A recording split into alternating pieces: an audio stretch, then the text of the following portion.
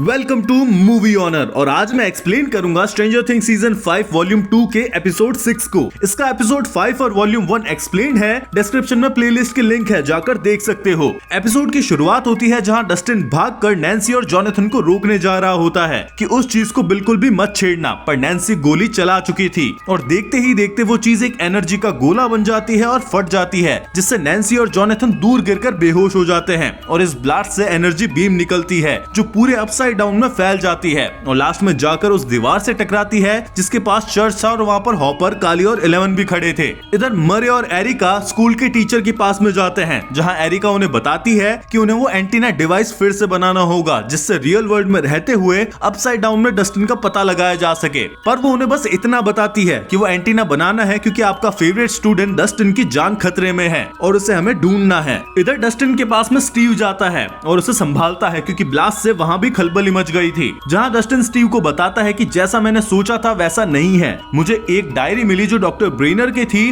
और उसमें बहुत सारी चीजें लिखी हुई है। ये सब और जो ऊपर वो चीज है उसके बारे में भी, वो एक बहुत खतरनाक चीज है, एक एक्सोटिक मैटर जो इस पूरे अपसाइड डाउन का सेंटर है और उसे अगर कुछ भी हुआ तो सब खत्म हो जाएगा क्योंकि ये सब कोई दूसरा डायमेंशन नहीं है बल्कि ये वर्म होल है। और ऊपर अब उस एक्सोटिक मैटर के भड़क जाने की वजह से सारी चीजें पिघलने लगती है जैसे पहले पिघली हुई थी। इधर चर्च के पास वाली दीवार में जहाँ गाड़ी ठुकी हुई थी वहां से वो दीवार कमजोर होने लगती है और वो गाड़ी अंदर खींची चली जाती है और वो एक वैक्यूम की तरह बाकी सारी चीजों को भी खींचने लगता है जिससे बचकर 11 हॉपर और काली को निकालती है और वहां पर उन्हें एक दूसरी दरार दिखाई देती है जिससे वो रियल वर्ल्ड में चले जाते हैं। पर यहाँ गाड़ी जब पार जाती है तो हमें पूरे वर्म होल का लुक दिखाया जाता है जिसमें उल्टी दुनिया असल में अलग डायमेंशन नहीं बल्कि दो दुनियाओं के बीच का ब्रिज है। इधर मैक्स और हॉली वैक्ना से बचते हुए भागकर उस गुफा में पहुंचते हैं जहां वैक्ना हॉली को धमकाता है कि अगर तुम यहाँ से बाहर नहीं आई तो मैं मैक्स को मार दूंगा, तुम्हारी फ्रेंड को तुम नहीं बचा पाओगी। तब मैक्स उसे बोलती है कि तो आ ना, अंदर आके मार कर तो दिखा।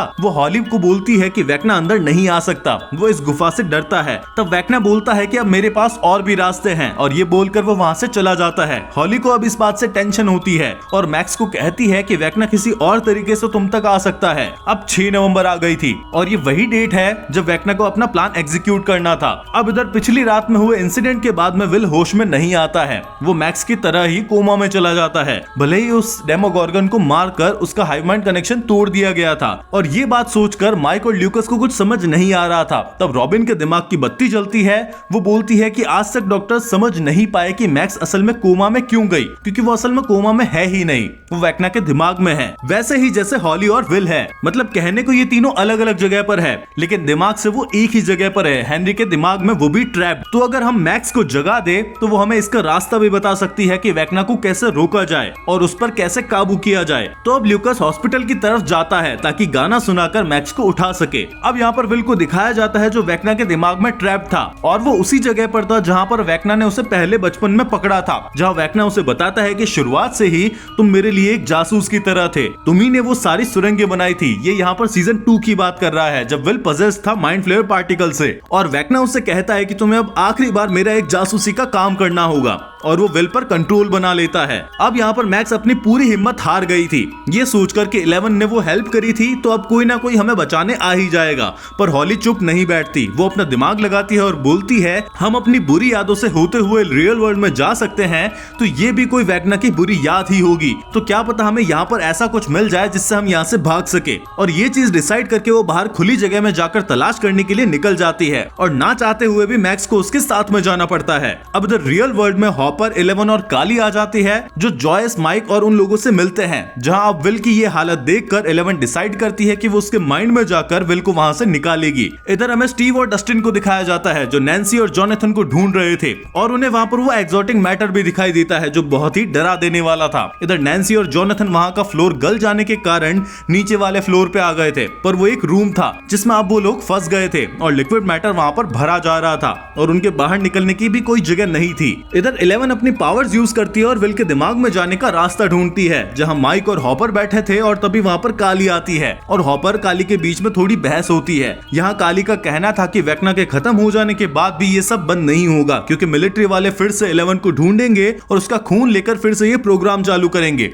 और इस चीज से हॉपर को काली पर बिल्कुल भी भरोसा नहीं था, वो काली को ट्रस्ट नहीं करता था। उसके अकॉर्डिंग काली के दिमाग में कुछ और खिचड़ी पक रही थी। तभी 11 को होश आता है और वो बोलती है कि मैं ऐसे विल को नहीं ढूंढ पा रही हूँ, इसलिए उन्हें फिर से वो टैंक चाहिए होगा जिसकी हेल्प से 11 की पावर्स बढ़ेगी और वो विल को ढूंढ सकती है। अब इधर ल्यूकस और रॉबिन हॉस्पिटल में आते हैं, जहाँ रॉबिन को उसकी गर्लफ्रेंड लेकर चली जाती है। उसकी गर्लफ्रेंड रॉबिन को बताती है कि उसे पुलिस वाले ढूंढ रहे हैं, क्योंकि सभी उसे एक ड्रग एडिक्ट समझते हैं। क्योंकि पिछले एपिसोड्स में हमने देखा था कि रॉबिन ने हॉस्पिटल से नींद की गोलियां चुरा ली थी और अब उसकी गर्लफ्रेंड इस चीज से भी गुस्सा थी कि रॉबिन उससे झूठ बोलकर नशे करती है। इधर हॉस्पिटल में ल्यूकस मैक्स का वही पसंदीदा गाना चलाता है जिससे वो वापस रियल वर्ल्ड में आ जाए। यहाँ मैक्स और हॉली हेनरी की याद में कुछ क्लू ढूंढ रहे थे। तभी दूरबीन के ढक्कन से हॉली को कुछ ऐसा दिखता है जिससे उसे कुछ क्लू मिलता है और वो गुफा की तरफ फिर से जाने लगते हैं। इधर अब स्टीव और डस्टिन नैन्सी और जोनाथन को बचाने के लिए जा रहे थे। तभी सीढ़ियां गल चुकी थी और वहाँ पर स्टीव अलग से लैडर लाकर उस पर रखता है ताकि वहाँ से वो जा सके। डस्टिन उसे बोलता है कि इसमें खतरा है, तो इस बात पर पहले उनकी झड़प होती है, पर बाद में डस्टिन उसे रोते हुए हक कर लेता है कि मत जाओ, मुझे फिर से अपने दोस्त को नहीं खोना।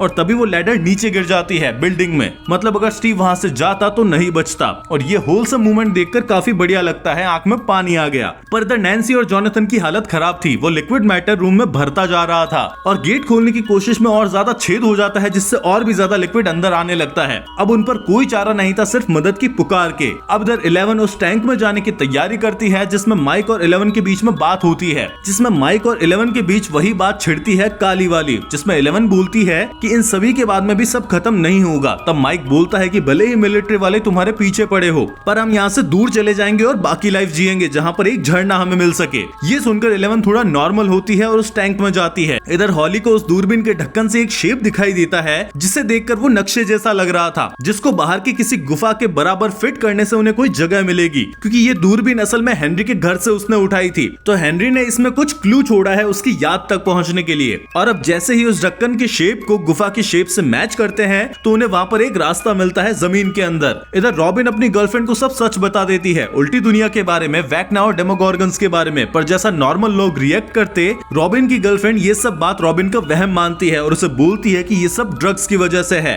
और क्योंकि रॉबिन को हॉस्पिटल वाले ड्रग एडिक्ट समझ रहे थे, इसलिए वो मिलिट्री को बुला लेते हैं और मिलिट्री अब रॉबिन को पकड़ लेती है। इधर नैन्सी और जोनाथन को अब लगने लगा था कि हम यहाँ से नहीं बच पाएंगे। उन्होंने अपनी मौत को एक्सेप्ट कर लिया था और वो एक दूसरे से अब सच बोलने लगते हैं, जहाँ वो एक दूसरे की क्या क्या चीजें नहीं पसंद करते ये भी बताते हैं। और सबसे एंड में जोनाथन वही रिंग नैन्सी को दिखाता है और उसे प्रपोज करता है उससे शादी ना करने के लिए, क्योंकि वो मरने वाले थे। तभी वो रिंग नैन्सी के हाथ से गिरती है और गिरने की आवाज आती है। तब वो देखते हैं कि चारों तरफ अब चीजें गलना बंद हो गई है और जो लिक्विड था वो जम चुका था और उनकी जान बच गई थी। अब इधर हॉली और मैक्स उस रास्ते से जाते हैं जहाँ उन्हें एक याद में एक आदमी दिखाई देता है जो घायल था। वहाँ पर छोटा हेनरी उस आदमी की हेल्प करने आ रहा था, पर वो आदमी उस पर गोली चला देता है, जिससे गुस्सा होकर हेनरी उस आदमी को पत्थर से मार देता है। और उसके हाथ में एक सूटकेस था। हेनरी उस सूटकेस को खोलकर देखने ही लगता है और ये सब हॉली देख रही थी। तभी मैक्स उसे बुला लेती है और वो एक रास्ते में जाते हैं जो पत्थरों से ब्लॉक था। और वो जब वहां से पत्थर हटाते हैं तो वैसी ही जगह दिखाई देती है जहां से मैक्स सीजन 4 में बाहर निकली थी गाना सुनकर। अब इधर 11 उस टैंक की हेल्प से अपनी पावर्स यूज करके विल के दिमाग में आती है, जहां वो विल को उस जगह से छुड़वाती है।